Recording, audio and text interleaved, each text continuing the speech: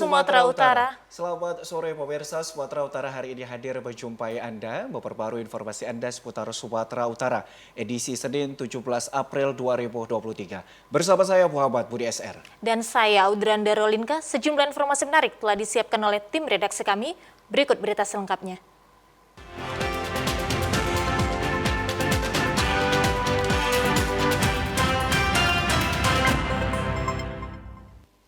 Pemirsa, informasi hari ini diawali dari sebanyak 13.900 pasukan gabungan yang terdiri dari TNI, Polri, dan pemerintah siap mengamankan momen mudik dan perayaan Hari Raya Idul Fitri 1444 Hijriah.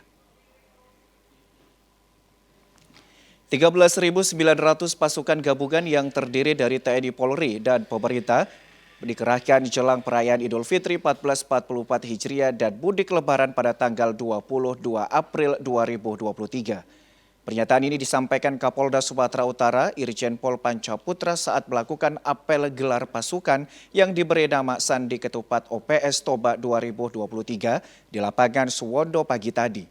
Apel yang melibatkan petugas gabungan dari unsur TNI, Polri, dan pemerintah juga melibatkan beberapa organisasi kepemudaan. Kapolda Sumatera Utara Irjen Pol Pancaputra mengatakan apel gelar pasukan ini diselenggarakan untuk melihat kesiapan personil pengamanan jelang Lebaran. Selain itu pihaknya juga telah mendirikan 209 pos yang terdiri dari 110 pos pengamanan Pospam dan 71 pos pelayanan atau posyan dan 28 pos terpadu. Kapolda berharap dengan didirikannya pos pelayanan yang disebar di wilayah Sumatera Utara dapat memberikan pelayanan terbaik kepada masyarakat yang akan mudik. 208 pos-pos yang ada di seluruh wilayah, baik itu di jalur jalan, di terminal, di pusat-pusat perbelanjaan, dan di tempat-tempat keramaian lainnya. Pos-pos ini terdiri pos pengamanan, pos pelayanan, dan pos terpadu, termasuk di bandara. Teman-teman sekalian, semua ini pos-pos kita harapkan menjadi tempat untuk masyarakat bisa terlayani dengan baik dan merasakan keamanan yang kita berikan dalam rangka pelaksanaan pengamanan Idul Fitri 1444 Hijriah. Pemerintah Kabupaten Mandailing Natal menghimbau para pemudik agar mengurangi aktivitas di jalan raya untuk mengurangi kecelakaan. Diperkirakan pemudik pada tahun 2023 ini meningkat 40% hingga volume kendaraan lebih padat. Bupati Mandailing Natal Muhammad Jakfar Sukhairi Nasution bertindak sebagai Inspektur Apel gelar pasukan operasi Ketupat Patu Tobat tahun 2023 untuk memeriksa kesiapan personil dan kendaraan yang akan melakukan pengamanan mudik selama 14 hari, mulai dari 18 April hingga 1 Mei 2023 mendatang. Personil yang dilibatkan pada pengamanan mudik di Kabupaten Mandailing Natal mulai dari Polri, TNI, Polisi Militer, BPBD, Dinas Perhubungan, Satpol PP, Dinas Kesehatan, dan Pramuka. Berdasarkan data secara nasional, para pemudik pada tahun 2023 ini meningkat hingga mencapai 40%. Oleh karena itu, pemerintah daerah menghimbau para pemudik agar mengurangi aktivitas di jalan untuk mengurangi kecelakaan dan kemacetan di Jalinsum. Tahun ini yang diperkirakan ada peningkatan arus mudik sekitar 40% lebih. Tentu ini sebuah tantangan bagi aparat ya di lapangan agar arus mudik berjalan dengan baik. Kapolres Madinah AKBP Reza CAS mengatakan sebanyak 251 personil dan 5 posko yang terdiri dari 3 posko pelayanan bagi pemudik didirikan di sepanjang jalan lintas Sumatera. Di pos pelayanan ini disediakan rest area, tempel ban, dan menu berbuka puasa. Sedangkan 2 posko keamanan untuk pengamanan di objek wisata selama Lebaran mendatang. Himbauan kepada para pemudik yang akan melintasi wilayah Mandailing Natal, ini ada beberapa titik-titik kerawanan, yaitu ada kerawanan macet, ada kerawanan kecelakaan, ada juga kerawanan bencana. Nah ini perlu diantisipasi ya, agar berhati-hatilah, waspada ya, berkendara baik itu dengan roda 4 maupun roda 2.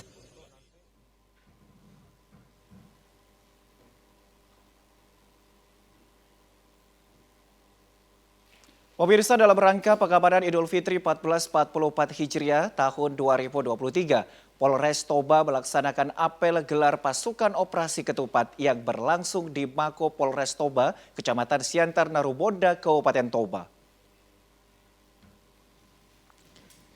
Apel gelar pasukan 2023 ini diikuti 21 personil yang terdiri dari personil Polres Toba, Dinas Perhubungan, Satpol PP, BPD Toba, dan Basarnas dengan mengusung tema Mudik Aman Berkesan, yang dipimpin langsung oleh Wakil Bupati Toba, Tony Simanjuntak, dan didampingi Kapolres Toba, AKB Taufik Hidayat Tayyep, serta dihadiri unsur Forkomimda. Pada kesempatan ini, Wakil Bupati Toba, Tony Simanjuntak, menyampaikan sambutan Kepala Kepolisian Republik Indonesia yang mengatakan apel gelar pasukan operasi ketupat 2023 digelar secara serentak di seluruh Indonesia, di mana apel gelar pasukan ini merupakan bentuk pengecekan akhir kesiapan pelaksanaan operasi ketupat tahun 2023. Kesiapan ini merupakan wujud nyata sinergitas Polri dengan seluruh stakeholder dalam rangka mengamankan mudik dan perayaan Hari Raya Idul Fitri 1444 Hijriah. Tony Simanjuntak juga menyampaikan Kementerian Perhubungan Republik Indonesia memperkirakan potensi pergerakan masyarakat akan mengalami peningkatan dari 85,5 juta orang pada tahun 2022 menjadi 123,8 juta orang pada tahun 2023. Meningkat 44,8%. Sementara itu Kapolres Toba AKB Taufik Hidayat Tayyep mengatakan Polri bersama stakeholder terkait berkomitmen untuk melakukan pengamanan secara lebih optimal. Selama 14 hari sejak 18 April hingga 1 Mei 2023, operasi ini telah diawali pada 10 hingga 16 April 2023 dan akan dilanjutkan pasca operasi pada 2 Mei hingga 9 Mei 2023. Kapolres Toba menekankan terkait permasalahan laka lantas pihaknya mengoptimalkan langkah-langkah preventif dengan menempatkan personel dan melengkapi rambu lalu lintas pada titik-titik rawan kecelakaan. Mengingatkan masyarakat untuk memastikan kelayakan kendaraannya. Kapolres Toba juga menghimbau para pengemudi untuk memastikan kondisi kesehatan dan segera beristirahat jika mengalami kelelahan. Jika terjadi laka lantas, segera melakukan penanganan secara cepat untuk menolong korban dan berupaya tidak menimbulkan kemacetan. Pengaturan pada operasi ketupat 2023 harus didukung dengan penguatan komunikasi publik, menyiapkan iklan layanan masyarakat pada seluruh platform media sehingga masyarakat mendapatkan informasi secara berkala dan dapat merencanakan perjalanan mudik. Jadi untuk harapannya seperti biasa kegiatan mudik masyarakat yang akan melewati Toba khususnya bisa berjalan dengan lancar dan aman. Ya, harapannya dan semua masyarakat yang akan datang ke Toba tidak mengalami kemacetan, bisa menikmati liburan dan bisa melaksanakan ibadah dengan baik.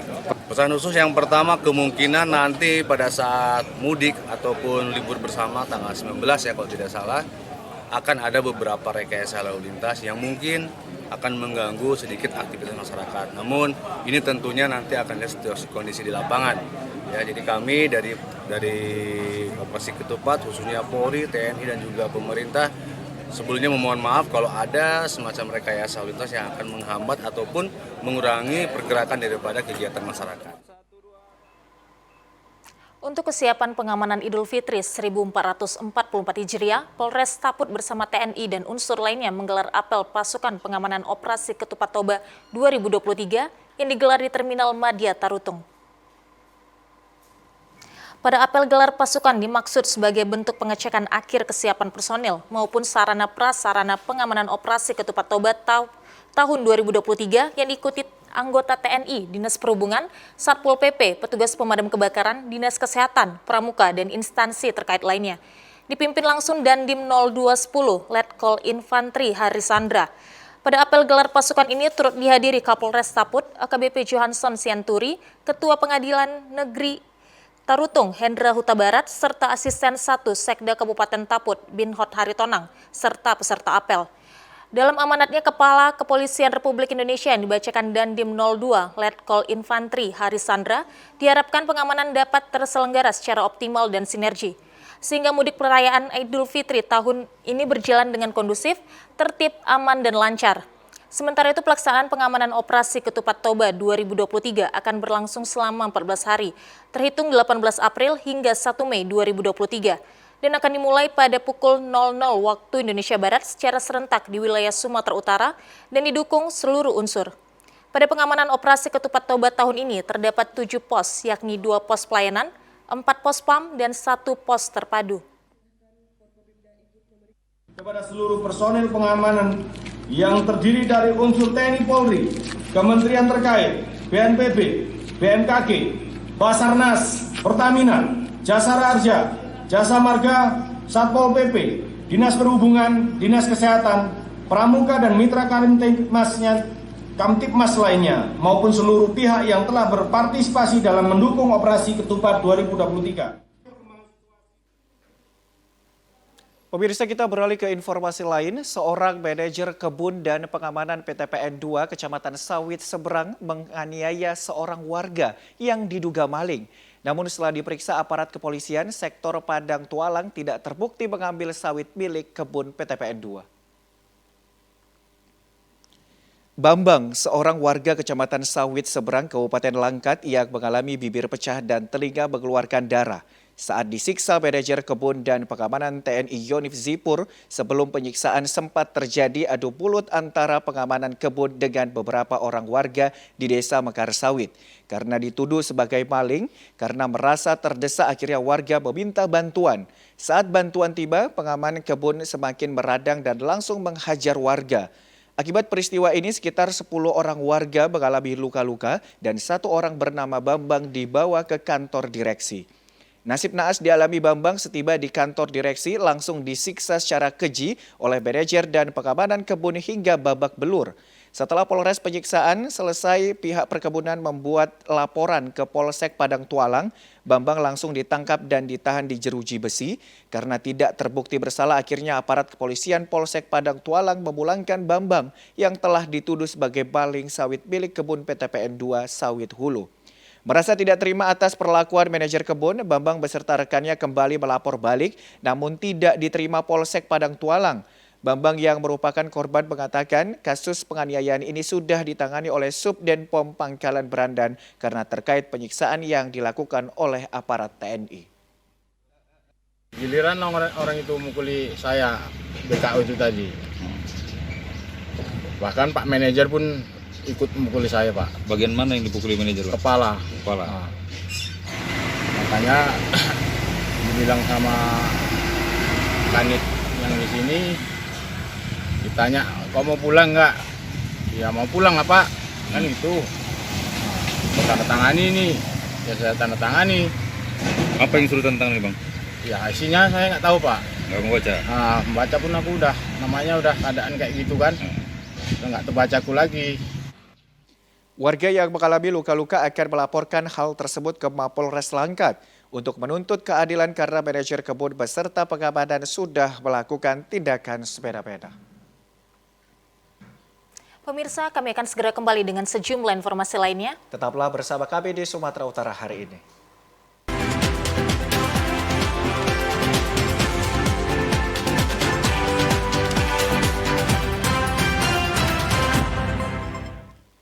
Terima kasih Anda masih bersama dengan kami, pemirsa. 5 hari menjelang Lebaran, kapal motor KM Kelut yang baru tiba dari Pelabuhan Batam di Terminal Bandar Deri Pelabuhan Belawan membawa penumpang sebanyak 2.462 orang pada Minggu pagi.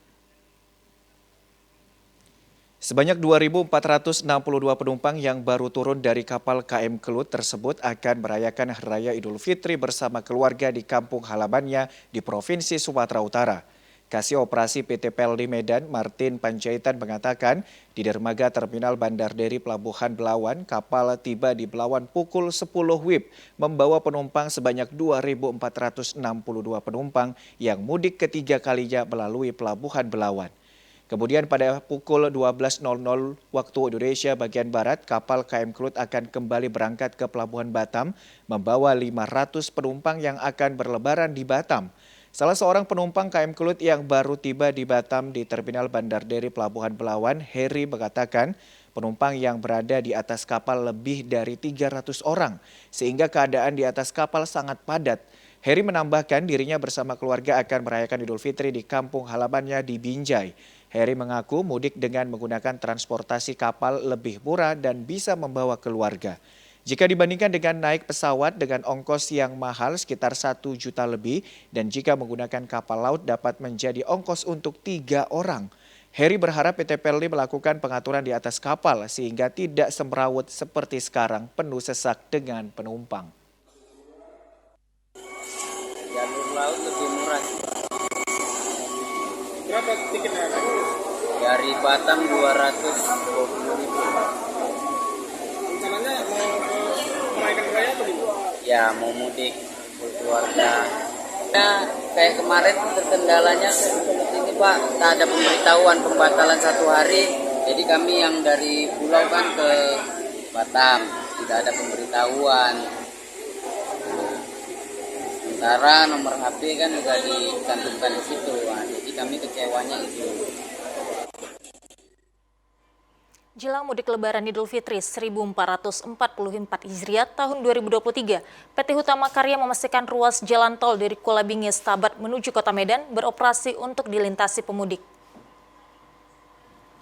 PT Hutama Karya membuka jalan tol ruas Binjai Pangkalan Brandan Zona 2 Stabat Kuala Bingis sepanjang 7,9 km pada mudik Lebaran Idul Fitri tahun 2023. Hal tersebut disampaikan bidang pembangunan jalan PT Hutama Karya saat melakukan pengecekan jalan HKI tol ruas Binjai Pangkalan Brandan Zona 2 Stabat Kuala Bingai kemarin sore. Ruas jalan tol ini akan dibuka mulai 17 hingga 30 April untuk mengurangi kemacetan jelang mudik Lebaran Idul Fitri yang diprediksi akan mengalami lonjakan kendaraan. Meski tidak dipungut biaya bagi pengguna kendaraan yang hendak melintasi ruas jalan tol ini, pihak Hutama Karya tetap menerapkan e-tol card untuk digunakan pengguna jalan di pintu masuk dan keluar gerbang tol. Untuk sekarang ini sesuai dengan surat edaran Pak yang dibuka gerbang tol Kuala Bingai ini kurang lebih sekitar 7,2 km Pak. Nah ini dibuka 2 jalur, semua jalur dibuka Pak, baik jalur Ambon maupun jalur Bandung Pak. Kondisinya sudah siap 100% atau ada yang kehati-hatian Mas? Kondisinya sudah 100%. Ruas jalan tol yang dibuka saat Lebaran Idul Fitri nantinya diharapkan dapat mengurangi kemacetan lalu lintas di kawasan Kecamatan Stabat bagi kendaraan yang hendak menuju ke Provinsi Aceh dan Kota Medan. Pemirsa, 1 orang warga korban terseret arus Sungai Muzoi di Kabupaten Nias Utara pada Sabtu lalu akhirnya berhasil ditemukan tim SAR gabungan. Korban ditemukan sekitar 3 km arah hilir Sungai Muzoi dari titik lokasi korban terseret. Saat ditemukan oleh tim Basarnas gabungan, kondisi korban tersangkut di bebatuan sungai dalam keadaan meninggal dunia. Selanjutnya jasad Sarafedi Lase, pria 58 tahun warga desa Berua Kecamatan Namuhalu, Esiwa ini langsung dievakuasi bersama sejumlah warga relawan pencarian di hari kedua pada Minggu kemarin. Peristiwa naas yang dialami korban bermula saat hendak pulang dari lokasi proyek pekerjaan pembangunan jembatan di Desa Orahili pada Sabtu lalu. Kemudian bersama sejumlah rekannya menyeberangi Sungai Muzoi dengan arus yang mulai deras akibat diguyur hujan deras. Korban yang tidak bisa berenang sehingga sulit menyelamatkan diri saat berada di tengah sungai. Sementara 2 rekannya berhasil selamat. Korban saat ini telah diserahkan kepada pihak keluarga untuk disemayamkan, kemudian operasi SAR ditutup resmi. Ya, jadi untuk rencana pencarian hari kedua korban atas nama Sarafedi Lase telah ditemukan dengan keadaan MD dan lokasi dari LKP sekitar 3 km. Nah, kemudian korban akan dievakuasi ke rumah duka. Warga setempat menyebutkan kondisi membahayakan manusia seperti ini merupakan kejadian yang sudah puluhan kali terjadi. Pada kurun waktu 15 tahun terakhir, hal ini disebabkan belum dibangunnya akses infrastruktur yang memadai. Berupa jembatan penyeberangan pada kawasan terisolir semenjak Kabupaten Nias Utara menjadi daerah otonomi baru di Provinsi Sumatera Utara pada tahun 2008 silam. Untuk itu diharapkan pemerintah Nias Utara mengelola dana alokasi khusus dan dana alokasi umum dari pusat setiap tahunnya untuk memberi perhatian khusus alokasi pembangunan jembatan di daerah tersebut. Truk pengangkut kelontong dari Medan tujuan Padang Sedempuan nyaris masuk jurang di Jalan Lintas Sumatera, Batu Jombang, Tapanuli Selatan.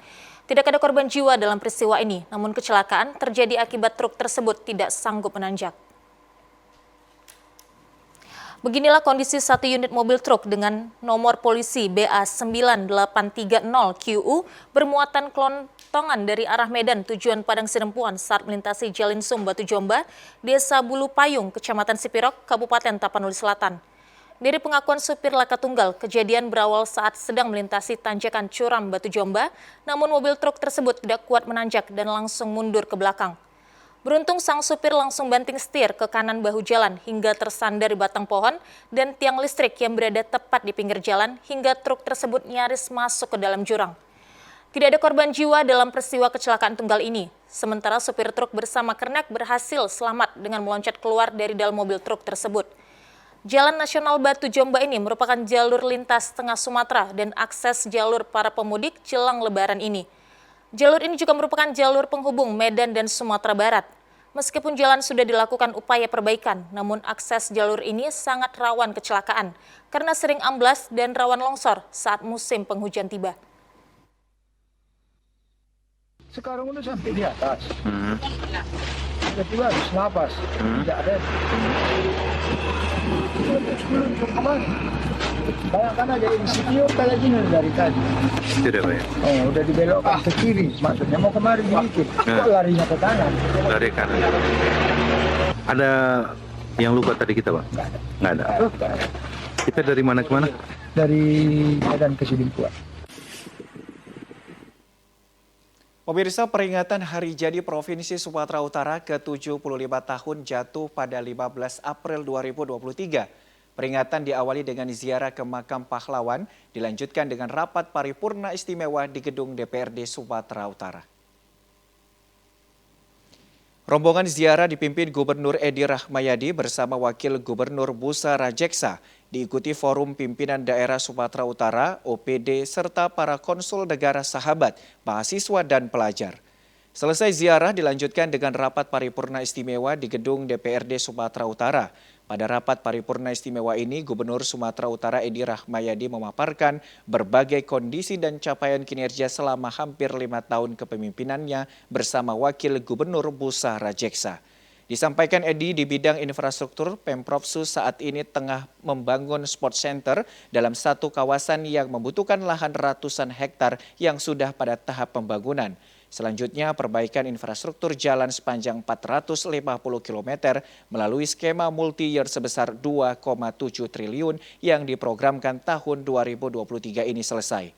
Dijelaskan Edi, berbagai pelaksanaan pembangunan yang diwujudkan dalam masa kepemimpinannya bertujuan agar bisa memberikan kontribusi pembangunan yang dapat dijadikan ingatan baik bagi generasi penerus. Untuk itu, Edi memohon doa dan dukungan agar cita-cita pembangunan Sumatera Utara yang bermartabat bisa terwujud.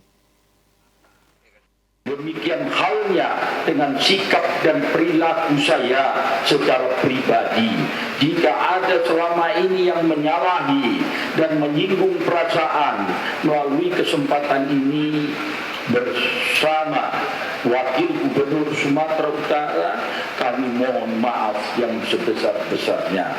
Karena momen ini merupakan pertanggungjawaban saya, baik kepada DPRD maupun kepada masyarakat Sumatera Utara selama kami memimpin pemerintahan di Sumatera Utara.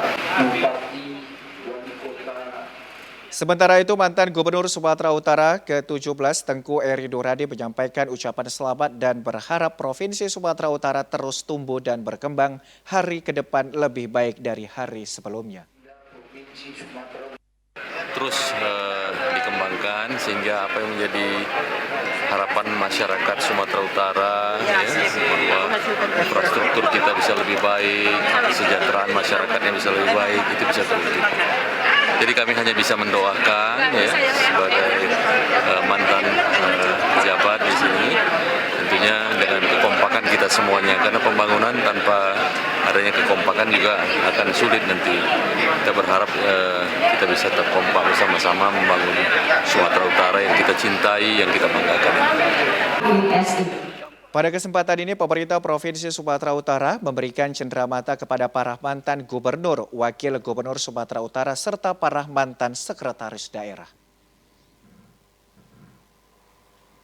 Pemirsa, kami akan segera kembali dengan sejumlah informasi lainnya. Tetaplah bersama kami di Sumatera Utara hari ini.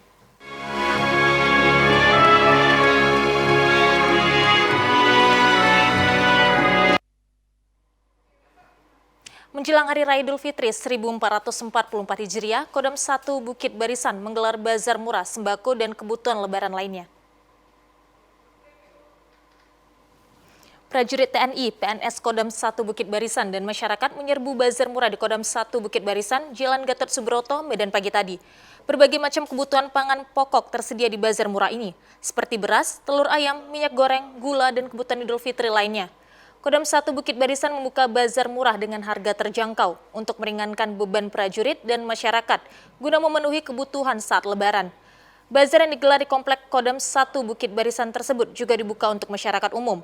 Bazar murah Kodam 1 Bukit Barisan turut diramaikan oleh berbagai stand dari anggota Persid Kartika Chandra Kirana PD1 Bukit Barisan. Salah satu PNS Kodam 1 Bukit Barisan, Gok Mauli Siagian mengungkapkan kesenangannya karena kegiatan bazar yang digelar Kodam 1 Bukit Barisan ini sangatlah membantu masyarakat dalam memenuhi kebutuhan sehari-hari atau persiapan Lebaran. Luar biasa, mudah-mudahan dengan adanya bazar ini semua, apalagi ibu-ibu ya, pasti sangat terbantu karena harganya sangat murah-murah sekali. Nah, Ibu tadi ada belanja apa aja, Bu? Belanja gula, belanja minyak, beras, telur, banyak lagi yang lainnya. Harapan kami kira-kira kalau bisa lebih sering-seringlah buat bazar seperti ini. Selain menjual kebutuhan pokok dalam bentuk satuan, Bazar Murah Kodam 1 Bukit Barisan, Hari Raya Idul Fitri 1444 Hijriah juga menyediakan berbagai paket kebutuhan pangan dengan harga terjangkau. Pemirsa, Polres Labuhan Batu menggelar apel penyerahan secara simbolis paket lebaran bagi ratusan personil yang merayakan Hari Raya Idul Fitri 1444 Hijriah dan pengamanan jelang operasi ketupat Toba tahun 2023.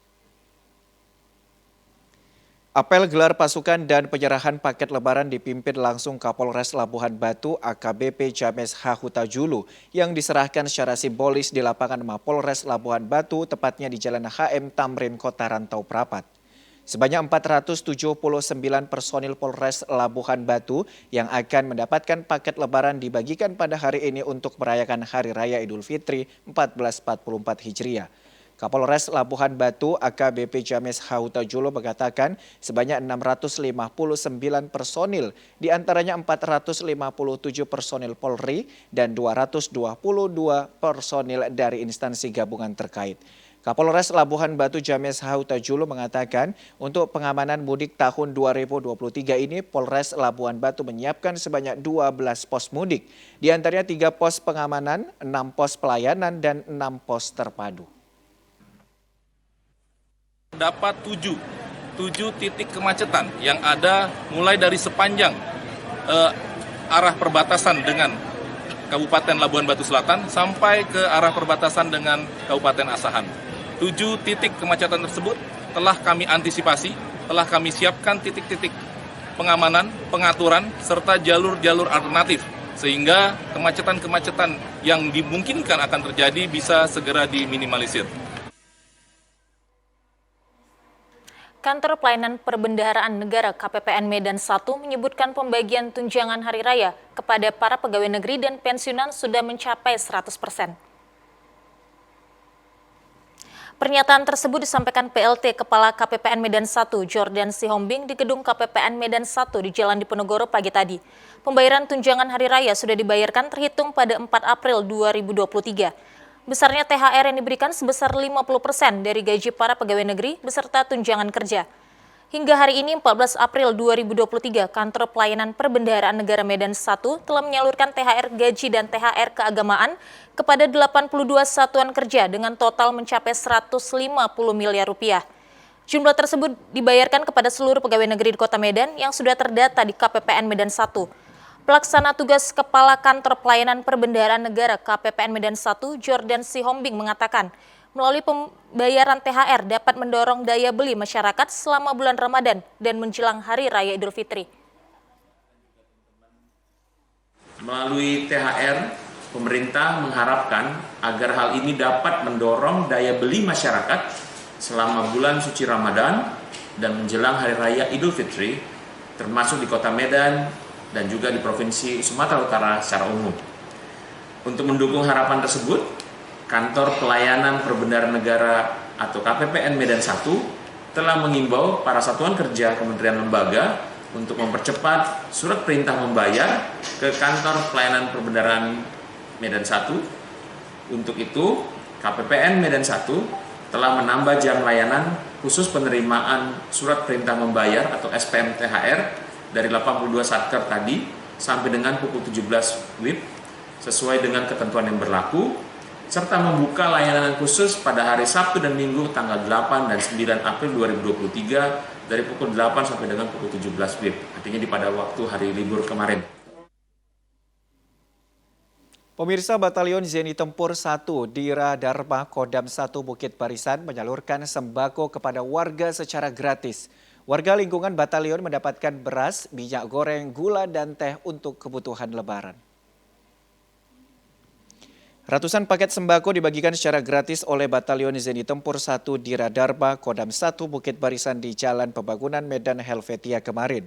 Kegiatan bakti sosial ini merupakan salah satu wujud perhatian warga batalion kepada lingkungan sekitar dalam menjalani ibadah puasa dan menyambut lebaran. Komandan Batalion Zeni Tempur 1 Dira Dharma langsung memimpin kegiatan bakti sosial ini. Pembagian sembako berupa beras, gula, minyak goreng, dan teh diserahkan langsung kepada warga yang telah mendapat kupon. Setelah membagikan paket sembako, kegiatan dilanjutkan dengan membagikan ratusan paket takjil kepada pengendara yang melintas di depan batalion. Hal ini untuk saling berbagi kepada pengendara lalu lintas yang menjalankan ibadah puasa. Ketua Umum Macan Shooting Cakrawala Kasim yang turut ikut dalam kegiatan tersebut mengatakan paket sembako yang dibagikan kepada warga sekitar sebanyak 100 paket dan 200 paket takjil yang dibagikan kepada pengendara lalu lintas. Besar Macan Shooting Cakrawala yang di Pusat Dharma bersama Organik TNI Batalion Zeni Tempur 1 Dharma berkolaborasi dengan PT Macan Sejahtera Jaya mengadakan bagi-bagi sembako pada masyarakat sekeliling Batalion Jipur yang kurang mampu. Bagian tersebut kurang lebih ada 100 paket terdiri dari beras, gula, teh, dan lain sebagainya. Prajurit TNI Batalion Zeni Tempur 1 Dira Dharma Lettu Bambang Pitoyo menjelaskan kegiatan bakti sosial ini untuk membantu antar sesama, merupakan program rutin yang dilaksanakan setiap tahunnya. Kami segenap keluarga besar Batalion Zeni Tempur 1 Dira Dharma Kodam 1 Bukit Barisan melaksanakan kegiatan pembagian sembako kepada warga sekitar Batalion Zeni Tempur 1 Dira Dharma dalam rangka kegiatan rutinitas Batalion Zeni Tempur 1 Dira Dharma di bulan puasa Ramadan pada tahun ini. Dengan berbagi bersama di lingkungan sekitar merupakan wujud nyata dalam mendukung program pemerintah dalam menekan angka kemiskinan. Pada malam ke-26 Ramadan 1444 Hijriah, Masjid Nurul Huda Purwodadi Jalan Belibis Simpang Manggabawa, Kota Rantau Prapat menyalurkan santunan bagi puluhan anak yatim, piatu, dan duafa. Setelah melaksanakan sholat sunat tarawih sebanyak 23 rakaat, Masjid Nurul Huda Purwodadi, tepatnya di Jalan Belibis Simpang Manggabawa, Kelurahan Bakaran Batu, Kecamatan Rantau Selatan, Labuhan Batu, menyalurkan santunan kepada 30 orang anak yatim piatu beserta 14 orang kaum duafa. Kegiatan menyantuni anak yatim, piatu, dan duafa ini diawali dengan melaksanakan sholat sunat tarawih berjamaah dan tausiah singkat yang disampaikan Al-Ustadz. Pemberian santunan ini bertujuan untuk meringankan beban bagi kaum duafa yang akan merayakan Hari Raya Idul Fitri. Ketua BKM Masjid Nurul Huda Purwodadi, Sabdin Jibro, mengatakan kegiatan ini merupakan kegiatan rutin setiap tahunnya menjelang akhir bulan suci Ramadan. Pengurus Masjid Nurul Huda Purwodadi menyalurkan santunan bagi anak yatim piatu dan duafa. Ya, dalam rangka menyantuni anak yatim yaitu malam ke-26 Ramadan. biasa kita lakukan setiap tahunnya. Alhamdulillah tahun ini meningkat dibanding dengan tahun sebelumnya, dan harapan kita juga tahun-tahun akan datang lebih meningkat lagi. Ya, kita harapkan yang menerima bisa bermanfaat, yaitu mudah-mudahan bisa dipergunakan sesuai dengan keperluan yang menyambut hari Idul Fitri nantinya. Ketua Umum BKM Masjid Nurul Huda Purwodadi Sabdin Jibran menambahkan pemberian santunan pada tahun ini mengalami peningkatan dari tahun-tahun sebelumnya. Dan pihaknya berharap bantuan ini bermanfaat untuk kebutuhan Hari Raya Idul Fitri 1444 Hijriah. Pemirsa, menjelang Lebaran 1444 Hijriah, penjual pernak-pernik menyambut Lebaran mulai bergairah kembali sebab penjualan pada tahun ini meningkat dibanding tahun lalu saat pandemi COVID-19.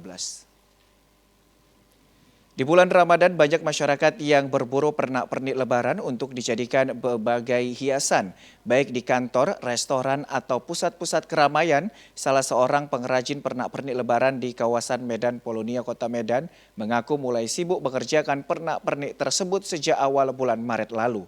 Hal itu dilakukan untuk mengantisipasi lonjakan pesanan yang muncul pada Ramadan tahun ini. Hingga akhir bulan Ramadan ini pesanan yang diterima baik dari dalam maupun luar kota mengalami peningkatan dibandingkan dengan tahun lalu. Adapun pernak-pernik yang dibuat di bengkel miliknya umumnya berupa hiasan ruangan berbentuk ketupat, bulan dan bintang, miniatur kubah serta banner ucapan menyambut Idul Fitri. Pedagang mengaku usaha pernak-pernik menjelang seminggu sebelum puasa lalu sudah banyak dipesan pembeli. Pedagang pernak-pernik memprediksi penjualannya melonjak pesat hingga 100% menjelang Idul Fitri. Harga yang dipatok untuk aksesoris atau pernak-pernik yang dijualnya juga beragam, mulai dari Rp10.000 sampai Rp500.000 untuk berbagai ukuran dan jenis. Pemirsa, berikut informasi perkiraan cuaca di sejumlah daerah di Sumatera Utara dari Badan Meteorologi dan Geofisika Wilayah 1 Medan untuk Selasa 18 April 2023. Halo Sobat BMKG, kembali lagi bersama saya Putri Diana, Prakirawan BBMKG Wilayah 1 Medan yang akan menyampaikan informasi perakiraan cuaca dan hotspot wilayah Sumatera Utara untuk Selasa 18 April 2023. Pada pagi hari, cuaca diperkirakan cerah berawan untuk wilayah Sumatera Utara. Untuk siang hingga sore hari, diperkirakan cerah berawan dan berpeluang hujan ringan di sebagian besar wilayah Sumatera Utara. Dengan potensi hujan ringan terjadi di wilayah Kepulauan Nias, Pakpak Barat, Tapanuli Tengah, Sibolga, Mandailing Natal, Padang Lawas, Deli Serdang, Karo, dan sekitarnya. Dan untuk malam hari diperkirakan berawan dan berpeluang hujan ringan hingga sedang di sebagian besar wilayah Sumatera Utara. Dan potensi hujan sedang terjadi di wilayah Mandailing Natal, Padang Lawas Utara, Labuhan Batu Selatan, Labuhan Batu Utara, dan sekitarnya. Serta untuk dini hari diperkirakan berawan dan berpeluang hujan ringan di sebagian besar wilayah Sumatera Utara, di mana potensi hujan ringan dapat terjadi di wilayah Padang Lawas Utara, Labuhan Batu Selatan, Labuhan Batu Utara, Simalungun, Samosir, Tapanuli Utara, Toba, Tapanuli Selatan, Padang Sidimpuan, dan sekitarnya. Untuk suhu udara berkisar 18 hingga 35 derajat Celcius, dengan kelembapan udara 60 hingga 98%. Angin bertiup dari arah barat daya hingga barat laut dengan kecepatan 10 hingga 30 km per jam. Titik panas per tanggal 16 April 2023 terpantau terdapat 5 titik di wilayah Sumatera Utara, yaitu 4 titik di wilayah Labuhan Batu dan 1 titik di Kota Medan. Kami himbau kepada masyarakat untuk tetap waspada akan adanya potensi hujan yang bersifat lokal yang dapat terjadi di wilayah lereng barat, pantai barat, pegunungan, dan sebagian lereng timur yang dapat terjadi secara tiba-tiba dalam waktu singkat pada siang hingga sore hari. Demikian informasi yang dapat kami sampaikan, semoga bermanfaat. Terima kasih dan sampai jumpa.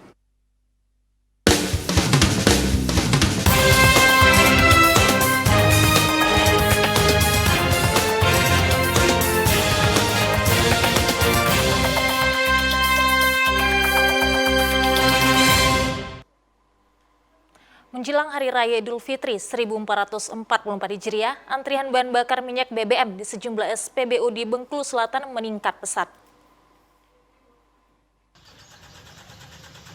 Antrian bahan bakar minyak BBM di sejumlah SPBU di dalam Kota Mana, Kabupaten Bengkulu Selatan mulai meningkat menjelang Hari Raya Idul Fitri. Antrian yang biasanya sepi kini lebih ramai. Bahkan antrian kendaraan baik roda 2 maupun 4 mengular hingga ke jalan raya. Yitno, salah seorang warga yang ikut mengantri, mengaku antrian BBM mulai terjadi sejak minggu lalu. Meningkatnya antrian karena kebutuhan BBM meningkat jelang Lebaran. Pengemudi dari luar juga mengisi BBM ke SPBU saat melintas Kota Mana. Agak panjang antriannya, Pak. Dibanding hari biasa. Ini, mendekati Lebarannya agak lumayan. Udah berapa lama, Pak? Sekitar 2-3 mingguan lah, mulai antri lagi. Biasanya kan lancar ya kan? Lancar. Pihak SPBU di wilayah Bengkulu Selatan mengaku stok aman dan tidak ada kelangkaan.